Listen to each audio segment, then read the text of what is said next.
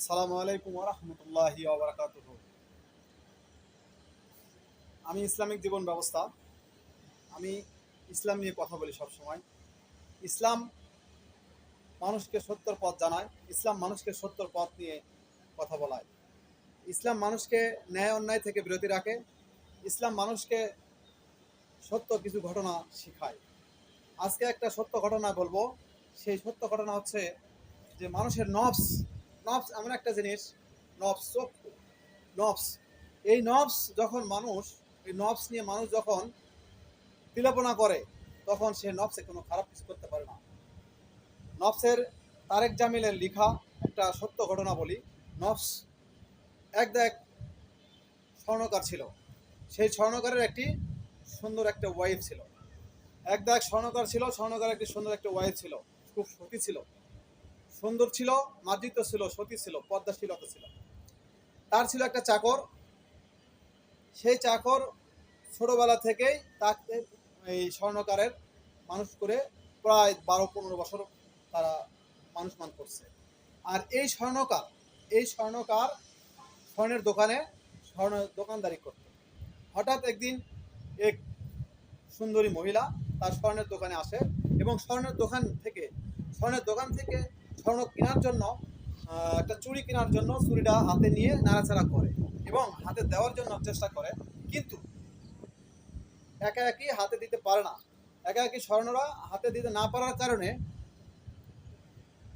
স্বর্ণকারের help চায়। তখন স্বর্ণকার তার হাতে চুড়িটা ঢুকিয়ে দেওয়ার জন্য চেষ্টা করতে দেখে তার হাতের স্পর্শ এত মলিন, এত সুন্দর, এত নরম, তুলতুলে। এই মনে করে সে মনের দিক দিয়ে নফস কন্ট্রোল না করতে পেরে তার হাতে টিপি দেয়, তার হাতে চাপ দেয়। চাপ দিলে নরম শক্ত অনুভব হয় যে তার শরীরটা কীরকম, এরকম ধরনের সুন্দর মার্জিত। তার মনের ভেতরে জিনার আকাঙ্ক্ষা জাগে। এই স্বর্ণকার এই স্বর্ণকারের মনের ভেতরে জিনার আকাঙ্ক্ষা জাগে, জিনা মনে মনে তিলাপনা করে। সে এই অবস্থা নিয়ে ওই কাস্টমার চলে গেলে সে বাড়িতে এসে দেখে তার ওয়াইফ অধরে কাঁদছে ঘরের ভেতরে। কারণ কি? সে জিজ্ঞাসা করে, অমুকের মা, তুমি কাঁদছো কেন? সে বলে যে এতদিন ধরা আমরা যে চাকরকে মানুষ মান করছিলাম, সেই চাকর আজকে আমার হাতে চাপ দিয়েছে। এভাবে আমার হাতে চাপ দিয়েছে কি করতে? চাকরকে বাজারে দিয়েছিল বাজার আনতে।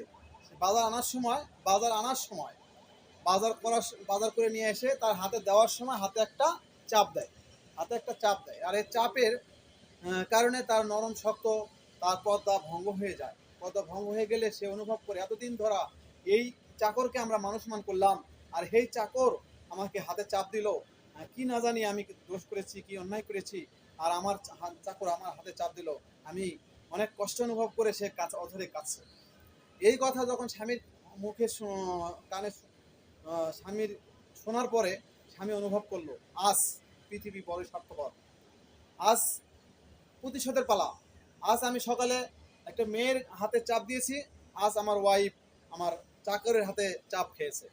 এটাই পৃথিবীর নিয়ম। আমি বুঝতে চাচ্ছি এটাই পৃথিবীর নিয়ম। আপনি যদি আপনার স্ত্রীকে আপনি যদি আপনার পর স্ত্রীর সাথে খারাপ কিছু তিলাপনা করেন, খারাপ চিন্তা ভাবনা করেন, তাহলে অবশ্যই আপনার স্ত্রীও এভাবে খারাপভাবে লাঞ্ছিত হবে। অবশ্যই আপনার স্ত্রীও খারাপভাবে লাঞ্ছিত হবে। এটাই পৃথিবীর খেলা, পৃথিবীর নিয়ম, ইনশাআল্লাহ।